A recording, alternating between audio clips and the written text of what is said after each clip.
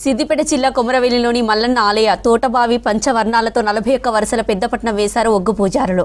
స్వామివారి ఉత్సవ విగ్రహాలను పట్నంపై నిలిపి కళ్యాణం నిర్వహించారు.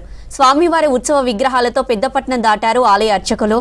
మల్లన్నను తలుచుకుంటూ పట్నంపై తన్మయత్వంతో చిందేశారు భక్తులు, శివశక్తులు.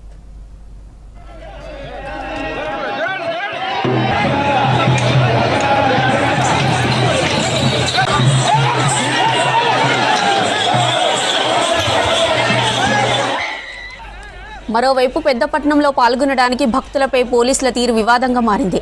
రద్దీని కంట్రోల్ చేయలేక తమపై లాఠీచార్జ్ చేయడంతో భక్తులు ఫైర్ అయ్యారు. తమకన్నా ముందే పట్నం తొక్కేందుకు పోలీసులు వస్తున్నారని ఆరోపించారు. గతంలో కూడా మల్లన్న జాతరలో లాఠీచార్జీ చేశారని మండిపడ్డారు. జాతర ప్రారంభం సమయంలో ఆలయం వరకు పోలీసులు వాహనాలు తీసుకొస్తే ఇబ్బందులకు గురి చేస్తున్నారని ఆగ్రహం వ్యక్తం చేశారు. మల్లన్న జాతరలో పోలీసులు ఇష్టం వచ్చినట్టు ప్రవర్తిస్తున్నారని ఆరోపించారు. పోలీసుల కుటుంబాలు ఉన్నత అధికారుల దర్శనాలకు ప్రాధాన్యం ఇస్తూ తమను పట్టించుకోవడం లేదన్నారు భక్తులు.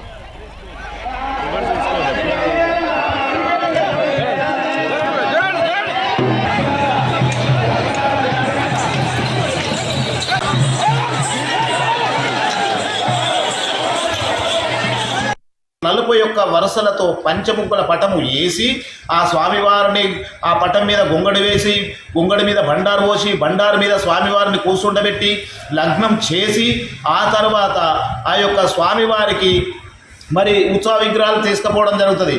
అక్కడ ఒక నదరు నిమ్మకాయలను పెట్టడం జరుగుతుంది. ఆ యొక్క స్వామివారి ధ్యానం ఉంటుంది, స్వామివారి జపం ఉంటుంది. ఆ యొక్క నిమ్మకాయ పెట్టేటప్పుడు ఆ యొక్క స్వామివారి జపము చదివి అక్కడ పెడితే ఆ యొక్క నిమ్మకాయ ఎవరికైతే దొరుకుతుందో వాళ్ళు అదృష్టవంతులు అవుతారని ఆనాటి నుంచే కూడా ఉన్నది. దాని కొరకు ఎంతోమంది ఎగబడి చూస్తూ ఉంటారు.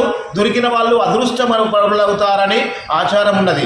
ఆ విధానంగానే ఆ యొక్క పటము తొక్కినాక ఆ పటము తొక్కగానే అక్కడ ఉన్నటువంటి బండారులు తీసుకొని ప్రజలు వారి వారి ఇళ్లకు తీసుకుపోతారు. కొంతమంది ఆ యొక్క పటం మీద తీసుకుపోయిన బండారును ఆ యొక్క ఆరోగ్యం బాగలేని వారు స్వామి మల్లన్న నా ఆరోగ్యం బాగుపడితే మళ్ళీ నీ దగ్గరికి వచ్చి బండారు అప్పచెప్పుకుంటా అని మొక్కుతారు.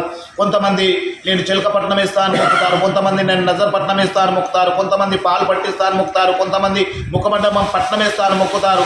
వారికి ఆరోగ్యం కాగానే ఆ విధంగా వారి కోరిక ఏదైతే ఉన్నదో అది నెరవేరు.